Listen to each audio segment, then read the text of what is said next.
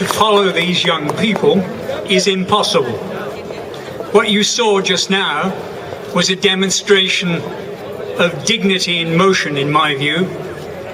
Your reaction to their dancing, in my view, was that you could relate. You could express your affection and perhaps even love for these young people. One of the tragedies of where I've just been, in Gaza, is it's a very short distance from where these young people live. But they can't go there, because Gaza is arguably the largest prison camp in the world. 1.6 million people living in an area which is 20 miles long, 5 miles wide. Why would a doctor be interested in what dancers do?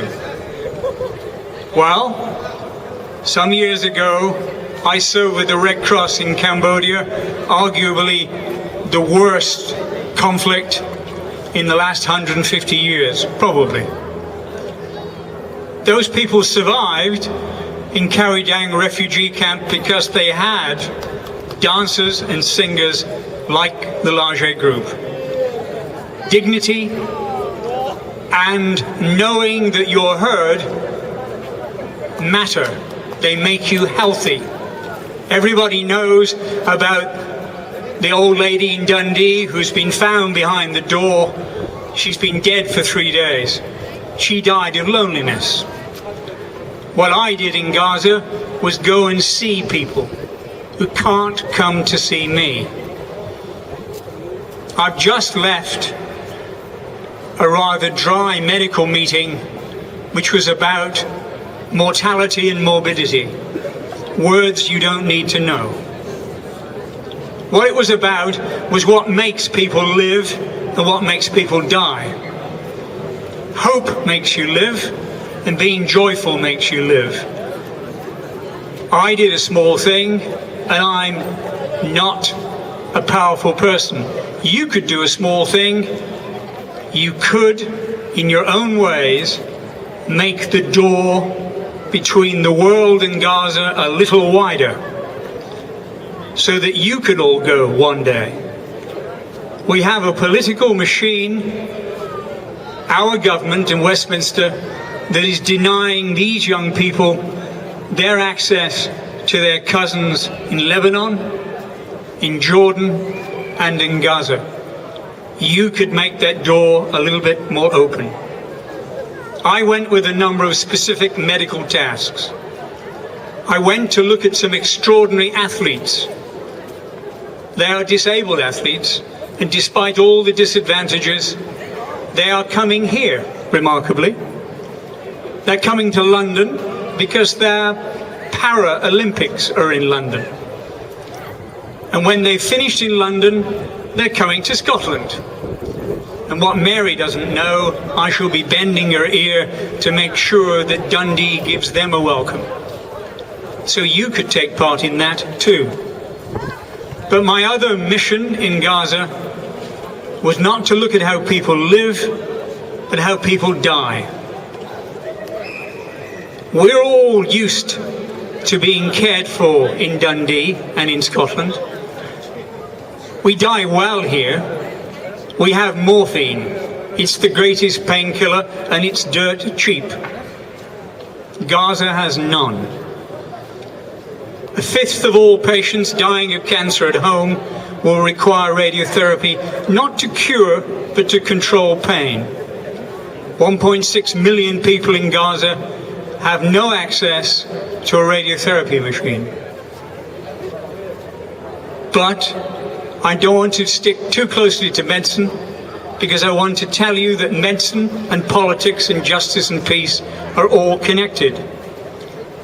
In March 2009, following the bombing of Gaza, it was absolutely clear that the conclusions of many learned doctors in this country decided that you cannot affect the health of the Palestinians by medicine. It does not work. They deserve all the rights that you take, like breathing air. They need to leave their country when they want and return when they want. They need to trade with the world. You need to have a functioning economy. And finally, what I want to talk about is the most sinister attack on Palestinians of any. And it's the one most difficult to manage. Well-meaning people, like doctors, like all the NGOs, go to Palestine. Unfortunately, the distribution of their funds is not even. You develop a dependency culture, and those that can get access to the money train will do so to the exclusion of everyone else. In Gaza, the figures on poverty and malnutrition are outstandingly bad. But it will amaze many people in this square today to know that in the last 5 years, there have been 300 new millionaires created in Gaza. That's not just from NGOs, that's because there are 1,500 tunnels bringing in goods of daily living into Gaza. They're controlled by gangsters. They take the money, the ordinary Gazans get none. It is one of the terrible after effects of living in a prison. You can help change that by writing to your MP and trying to persuade them to have an ethical foreign policy. And finally, we want to end on a hero's note. On the 31st of May in 2010, a tragedy took place which some people in this city were connected with. A ship taking peace activists, the Mavi Marmara, was attacked by the Israelis. 100 yards from where I spent my time in Gaza, there's a memorial to the 9 peace activists that were killed. Why am I mentioning that today? Because Turkey this week has decided enough is enough. That Israel must be brought before an international legal tribunal to account for its actions. That is a connection with medicine. You need dignity and you need hope.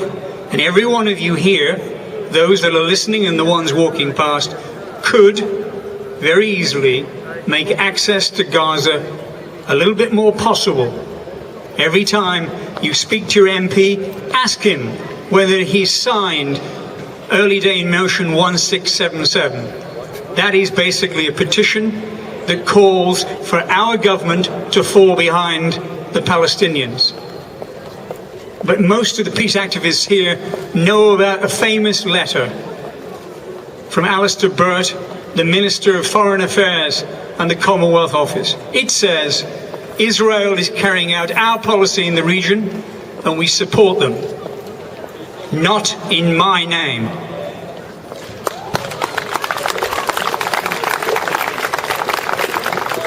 Thank you very much, Colin. I think it was really important that Colin laid down a challenge to all of us to do our part in fighting for freedom for Palestine, and it's something that we can do.